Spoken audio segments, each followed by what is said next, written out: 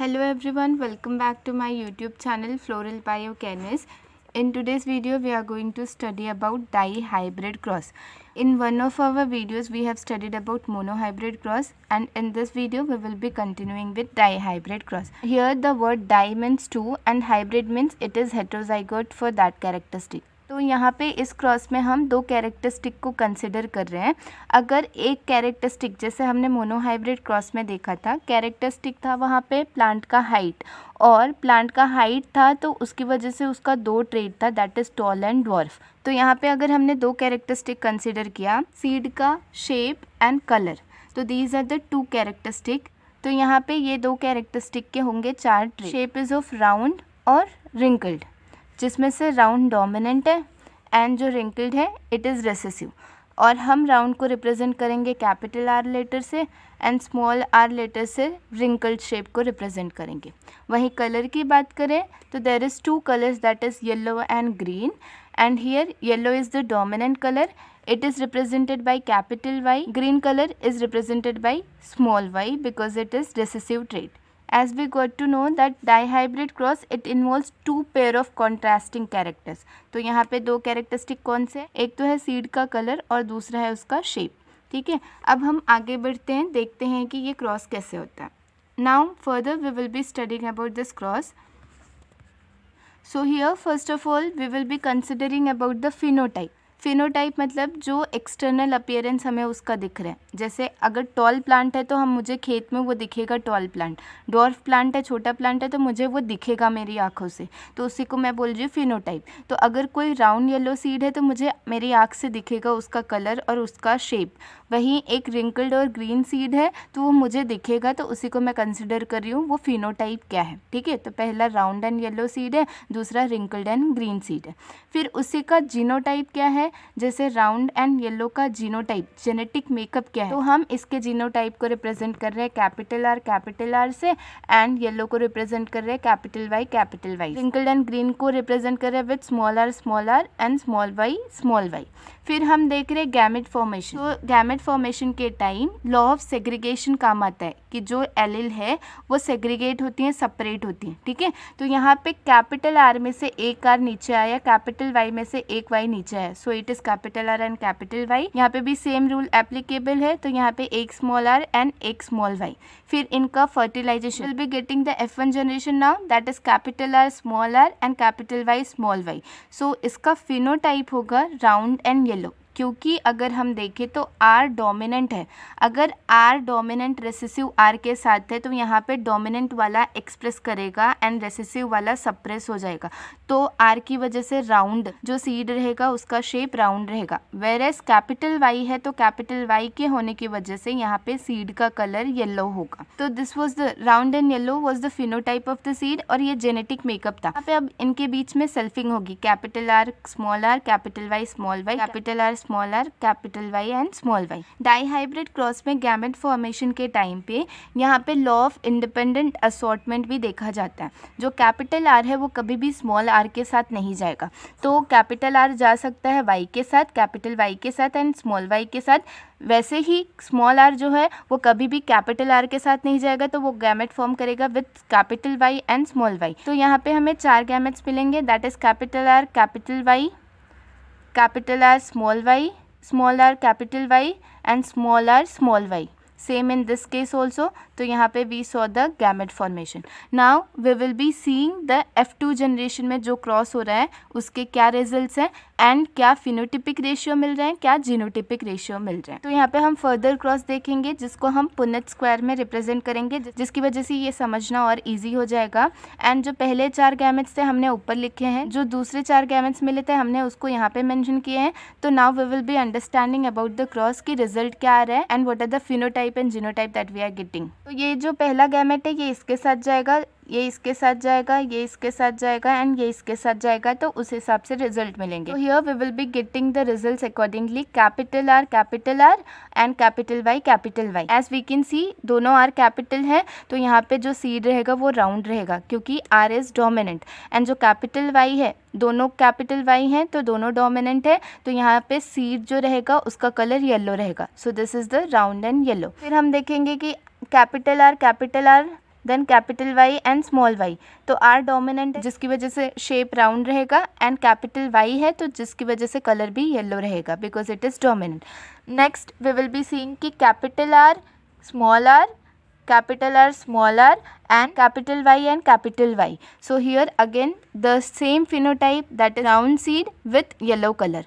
फिर capital R, small r and capital Y, small y. ठीक है, तो यहाँ पे R डोमिनेंट है तो राउंड सीड हुआ। जब भी हम हेट्रोजाइगस देखते हैं कैपिटल Y या स्मॉल y, तो हेट्रोजाइगस में क्या होगा कि जो हमारा कैपिटल Y है उसका ही एक्सप्रेशन होगा बिकॉज इट इज़ डोमिनेंट, तो इसकी वजह से ये सीड का भी कलर येलो ही रहेगा।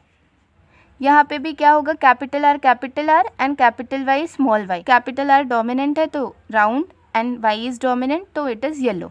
फिर यहाँ पे आगे क्या होगा, capital R small Y. Now here change हुआ, स्मॉल वाई आया, दैट इज़ रेसेसिव, तो जिसकी वजह से जो सीड है वो राउंड ही रहेगा क्योंकि आर डोमिनेंट है बट वाई रेसेसिव है, इसीलिए यहाँ पे सीड का कलर येलो ना होके इट इज़ ग्रीन। तो ये पहला सीड है जो कि राउंड है but it is green in colour.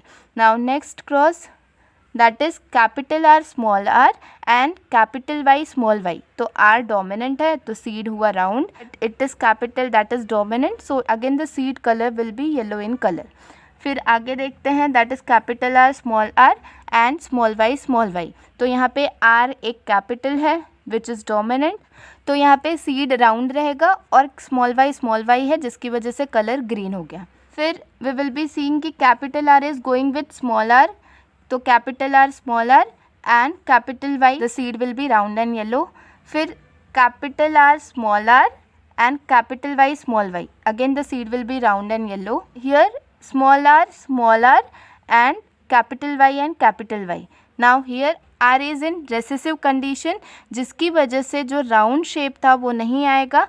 अब सीड का जो शेप है वो रिंकल्ड रहेगा, रिंकल्ड ऐसे सिकुड़ा हुआ बोल सकते हैं, रिंकल्ड रहेगा। And Y is dominant, although it is wrinkled seed but इसका कलर येलो ही रहेगा, so it is wrinkled and yellow. Now next it is small R and capital Y and small y. तो R is recessive in condition जिसकी वजह से ये होगा wrinkle seed and colour will be the yellow, so it is wrinkled and yellow.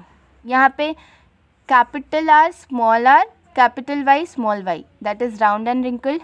फिर हम देखेंगे कि it is capital R and small r with small y and small y।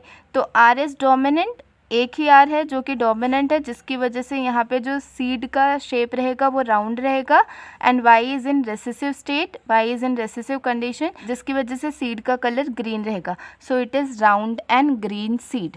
Now next cross, that is small R and capital Y and small Y. तो ये रहेगा small are होने की वजह से ये सीड रिंकल्ड रहेगा, इसका शेप राउंड नहीं रहेगा, रिंकल्ड रहेगा।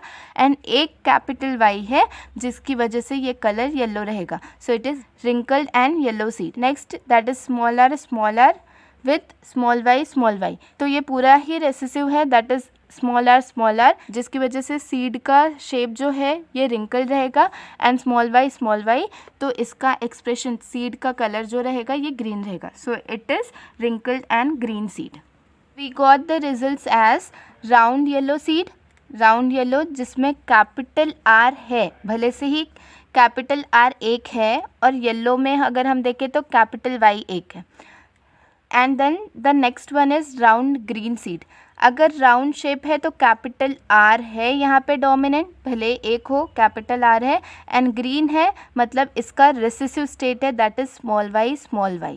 ठीक है, फिर रिंकल्ड एंड येलो सीड है, अगर रिंकल सीड यहाँ पे जो जीन रहेगा वो स्मॉल आर रहेगा तभी ये रिंकल सीड होगा। And for yellow Y gene is responsible for giving yellow colour. Last one is wrinkled and green, तो पूरा ही यहाँ पे रेसेसिव स्टेट में small R and small Y, so it is wrinkled and green color. Now we will be seeing the phenotypic ratio and genotypic ratio. Phenotypic ratio मतलब हमें दिखेगा कितना सीड जो राउंड है और येलो कलर का है, कितना सीड है जो राउंड एंड ग्रीन कलर का है, कितना सीड है जो wrinkled है और येलो इन कलर है, कितना सीड है जो wrinkled and green in colour है। तो here we will be considering the ratio that is 9:3:3:1 as जो डाईहाइब्रिड क्रॉस है it is twice the monohybrid cross, तो हम इसको मल्टीप्लाई कर सकते हैं 3:1, 3:1, तो ये रेशियो आ जाएगा हमें 9:3:3:1। अगर हम टेबल से समझे कि ये 9:3:3:1 रेशियो फिनोटिपिक रेशियो कैसे आया, तो फिनोटिपिक मतलब हम देख सकते हैं अपनी आंखों से। वो सीड राउंड है, येलो इन कलर है, तो we can see here 1 2 3 4 5 6 7 seed, then 7 8 9, so these all seeds are that is round and yellow। 9 results मिले। फिर उसके बाद 3 रिजल्ट्स हमें मिलेंगे राउंड एंड ग्रीन के, ठीक है। तो ये है राउंड 1 और यहाँ पे 2, तो round and green, the seeds are round and green.